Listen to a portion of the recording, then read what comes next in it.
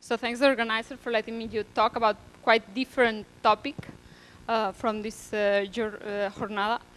So my name is Susana. I work at Edifici Foundation, which is actually a retrovirology lab in Canruti Hospital. I'm a statistician. I'm not physician, mathematician, or chemistry. I did first computer science, now statistics, and I define myself as a statistician.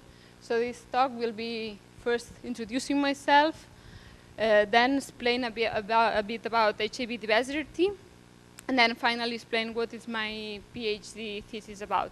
Okay? So all of these are representations of HIV virus. This is me.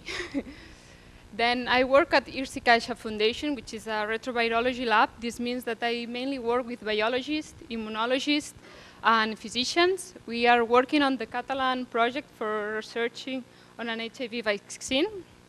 But I also collaborate at university, at UPC, with the GRAS group. It's a research group on statistics.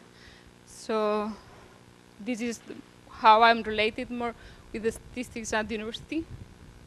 Okay.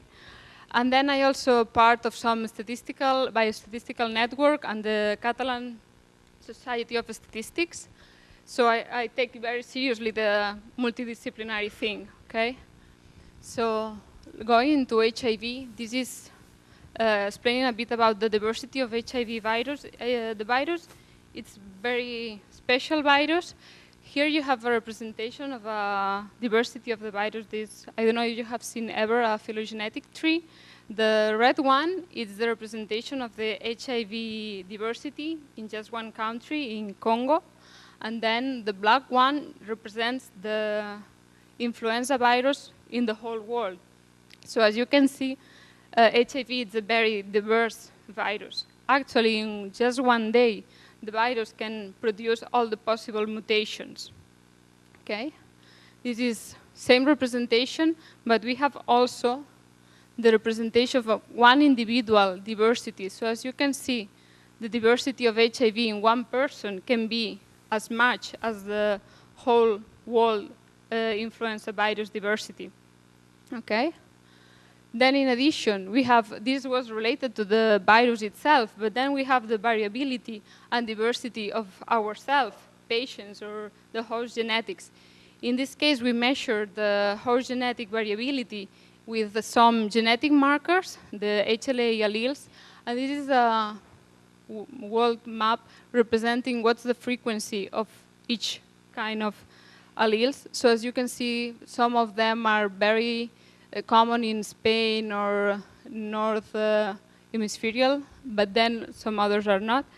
And then these are the protective alleles. So this means that, for instance, one of us would be having this genetic marker. We are more protected against the HIV.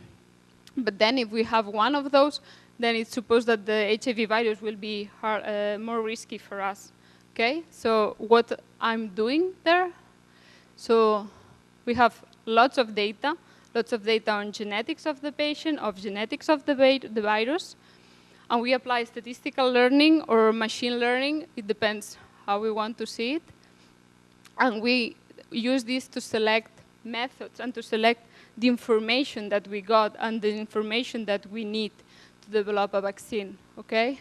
So, as I said, we have big data, large amounts of data on HIV, and then we apply statistical methods for reduce the dimension of this data to select the information that we have for research on immunology, on drug resistance, and then hopefully to find a vaccine for HIV. And that's all. Thank you. And that's all. Thank you.